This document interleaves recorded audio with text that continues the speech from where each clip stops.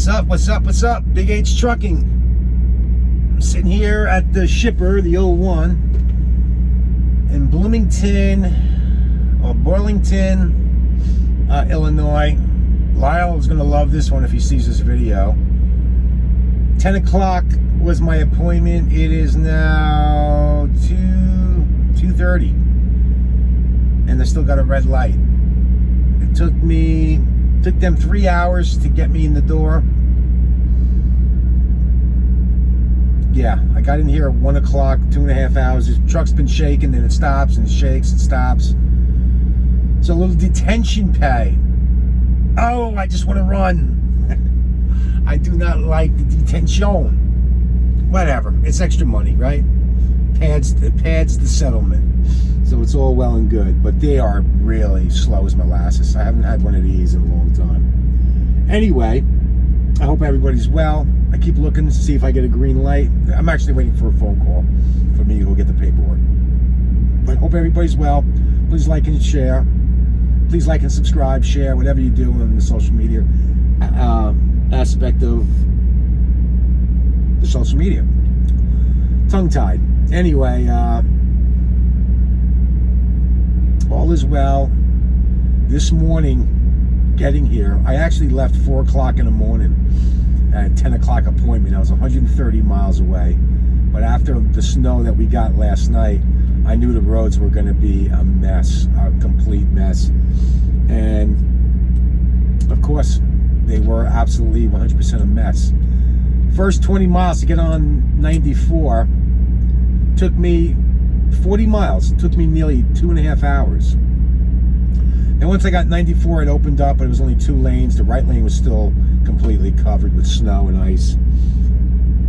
1 spin out, 2 spin out, 3 spin out, 4 spin out, 5 spin outs in a matter of 45 minutes in front of me. Thank God that nobody, on each time, the big guy in the sky was definitely looking out, because each time I was able to manage to jump over a lane and avoid the crash ups. And it was self-inflicted. They didn't hit anything. They just all of a sudden were driving. All of a sudden, that was it. They lost control. And which leads me to believe that people who spun out had really bad tires. And in the wintertime, in the snow belt, you need really good tires. Not the summer tires. And these are all like, 2 of them were BMWs. One was a Camry, and I forget what the other 2 was. But they all had like summer tires, low profile. You know, it looks good for the summertime, but it's absolutely, you might as well ride on ice with those summer tires, because they have absolutely no purpose whatsoever in snow. They do nothing. So anyway, I'm hoping that everybody's okay. No one got seriously injured. It just was a little bounce off. So I mean, they weren't going fast, but what a way to wake up and, you know, no one plans to bounce off a wall or a garage rail first thing in the morning going to work. So again, hope everybody's fine. Yeah, it took me a little while. So I had to go get this trailer washed out. And thankfully, I found a blue beacon along the way. Actually, I planned it out because I had a meat load, and you can imagine what the inside of a meat load with bins look like. So it was completely wiped out. And it was a godsend to get to the blue beacon, and first one there, last one there, however you want to surmise it, in and out. So that made life easier. And then proceeded to come another 78 miles to this location. And although I left that early in the morning, I actually did not get here after all said and done till nearly 9 o'clock. So it just goes to show you guys, when you're, especially the night after or day after the snow, and you've got to be somewhere, you've got to leave extra early to avoid being late. Now, if that was the circumstances and I was late, of course I would have, let my fleet manager know that, listen, due to the conditions, I'm not going to make it to the 01 on time. At this place, I could have came here at 12 o'clock, but they would have died. There's a big sign in there. It's funny. There's a big sign when you walk into the lobby, shipping, that breaks down the amount of time, the money it's going to cost you for the amount of time that you're late. I feel like bringing a sign in there, my own sign, about the money that you guys owe me for sitting here for 4 hours. No, the trail is still shaking. That leads me to believe that they're nowhere near ready. But it's funny. It's like hypocritical. Here you have a sign stating, here's delayed fees, and with possible reschedulement, you got to pay them. The maximum is $350, and then may or may not be able to work you in. Now, for the amount of trucks that are coming in and out of here, there's 1, 2, 3, 4, 5, 6, 7, 8. There's 8 trucks waiting to be loaded. I'm assuming, like every other place, they need help desperately. I mean, it's like it went from one after another pallet being loaded to one every 10, 15 minutes. I feel the trail is shaking. But I want to go back in there with a sign and let them know what my fee is going to cost your company for making my day a complete standstill. But again, it's so hypocritical. As shippers, man, I mean, as a truck driver, you can't be early, you can't be late. You got to be on time, no matter what. You're damned if you do, you're damned if you don't. But God forbid, the shippers and receivers, they can take their sweet time. Yes, we do get compensated, but it ain't breaking the bank. You know, I'd rather be running down the road than sitting here looking at, my phone and watching YouTube videos. Just venting, I guess. It's all well. I'm happy to have a job. Today was payday. Another fantastic week. Fantastic week. I'm not looking forward to paying the taxes that will come due soon. I'm sure it's going to be over 10K all said and done. But you make the big money, you got to pay the tax man, and that's where a lot of people, I believe, fail in businesses, is that they don't realize as a 1099 employee that you need to save 25-30%, depending on the state you live, just for taxes, because that bill is one humongous bill. It's not broken up over the course of weeks or quarters. Even though I pay a quarterly VIG, my accountant and I didn't expect to make as much as I made gross. So after all said and done with the expenses and the fuel and all that, I'm sure I'm going to be well over 10 grand. Now that sounds like a lot, but if you broke it down over the course of 52 weeks, it's really not. It comes out to about $700 a week. Less. I haven't done the math, but so listen, I'm glad to be in the predicament that I'm in.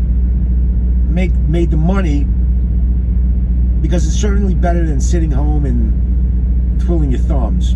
I could be retired right now, doing nothing, going skiing. But you know what? I'm too old for skiing anyway. But if you want to make the big money, you got to realize that you're going to need to pay Uncle Sam, because Uncle Sam and the state is going to come after you. And again, just back to what I said about people failing in business, it's not just, it's other causes, but one of the main cause or effect is when you own a business, you're self-employed, you're 1099ing yourself. And if you don't have that money set aside, that tax bill comes due. Again, it's one lump sum. Now, yes, you could make payments to the tax man, but the tax man's also going to put an interest rate.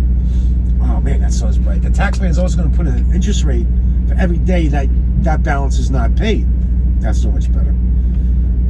So you got to keep that in mind.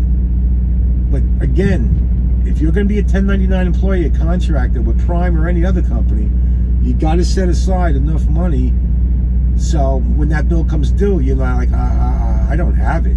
Or go years without paying. You go years without paying, again, when that due date comes in April, every day after that, including Sundays and holidays, the government and the state, depending on who you owe, are going to charge you an interest rate. And that doesn't stop until the balance is full. So at one point you owe 10 grand, and if you let that go for years, and the best thing about them, the tax man, they don't ring you, they don't notify you a week after it's due. They notify you about a year and a half down the road. Where's your tax returns for 2021? Humna. Well, based on our findings and this, that, and the other thing, this is what you owe. And that a lot of it's interest that's been compounding. So make sure, as a business owner, because we are a business owner, we own a business.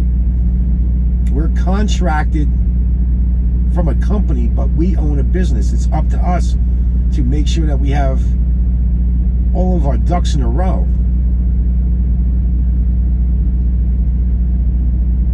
But fortunately, I save 25% of every check. And this is why I'm going to set up an S Corp. Forget about the LLC. I'm going S Corp. You know, my accountant wanted to make sure that I did over $100,000 gross, not net, but gross. And being that I did that, we're going to go S. So I'm going to be paying myself probably $500 a week. And I'll figure out the particulars as we go. I don't really know much. I've been starting to research it, and that seems to be the best way. It's better than an LLC. It protects you better than an LLC. Now, listen, I can go to the bank, just to switch lanes. I can go to the bank, and I can get a tremendous loan right now if I was, you know, I'm looking for property right now, and or a house. I prefer the property, but with bare land, raw land, it's hard to find a lender that's going to let you borrow money to buy raw land. So you pretty much, it has to be a cash transaction. With a house, it's a different story. Now I can go to the bank and say, hey, listen, here's my tax returns for the year 2021.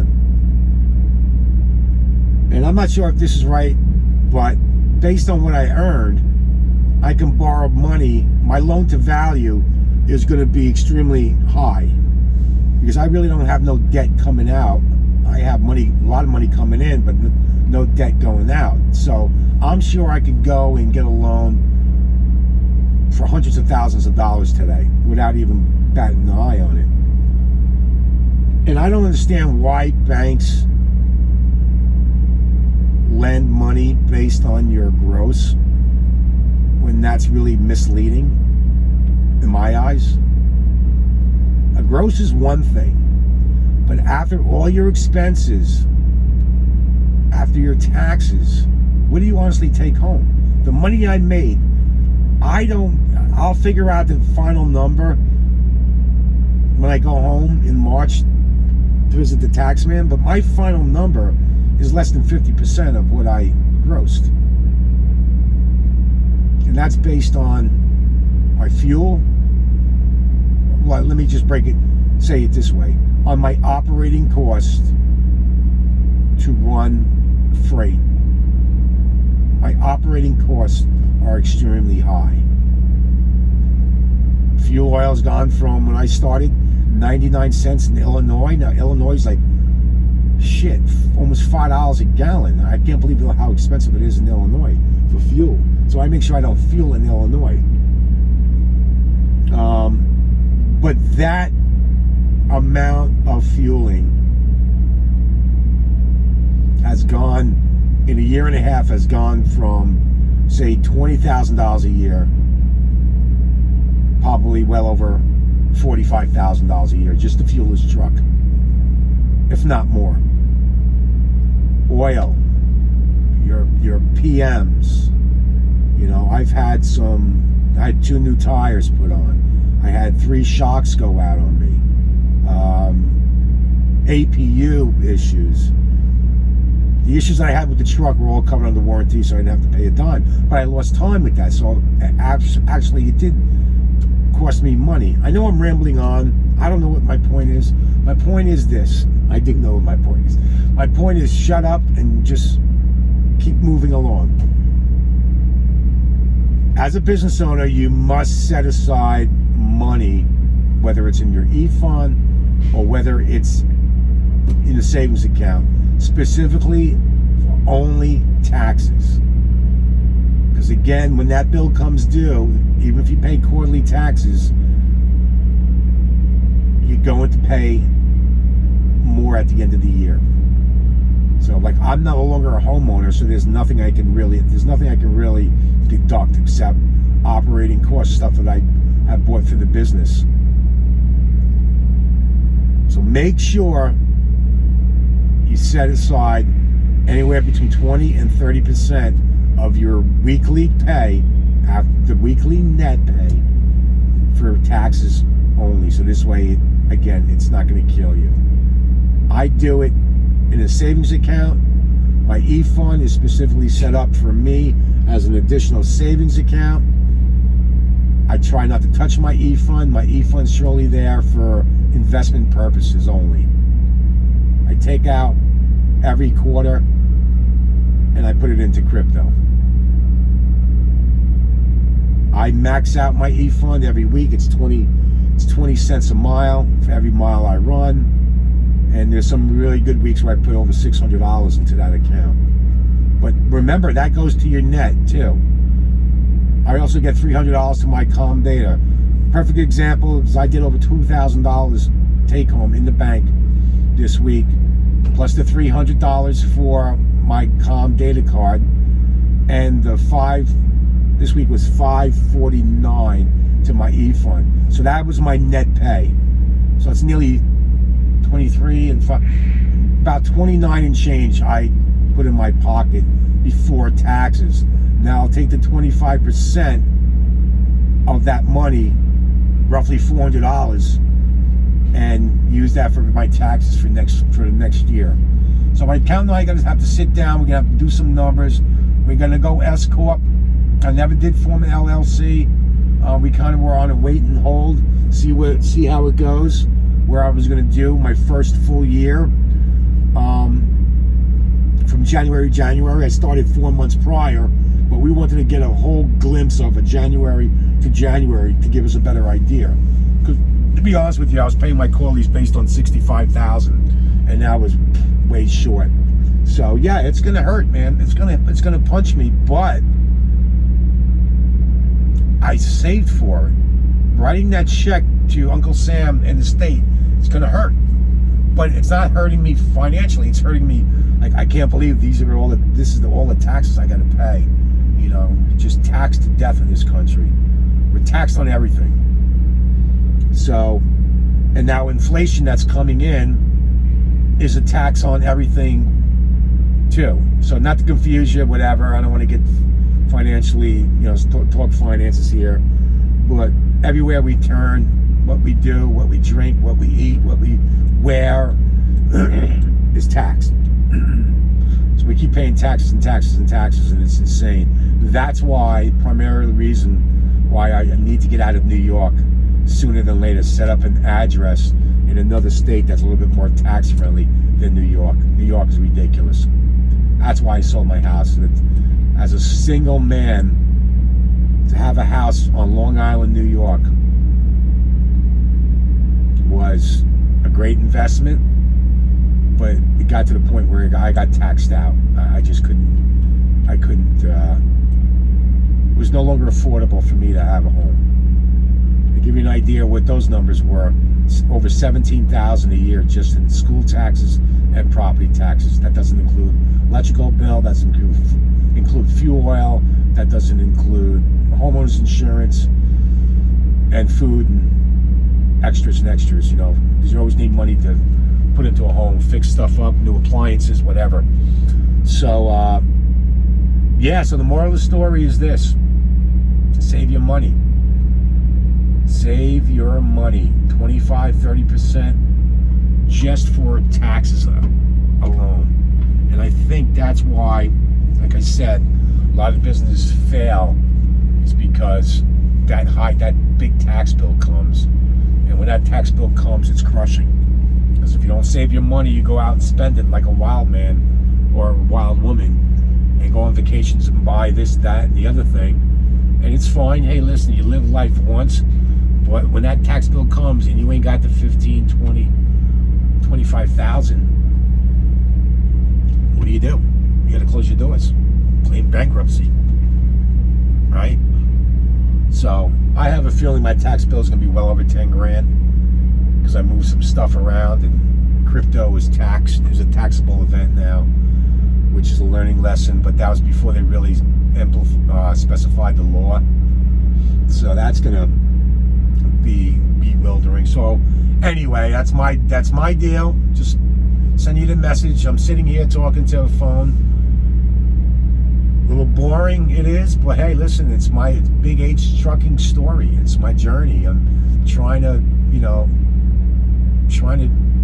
document my journey in trucking. It's been a phenomenal ride. I can't say enough good things about where I'm at, how I'm running, how my team, including my fleet manager, runs me.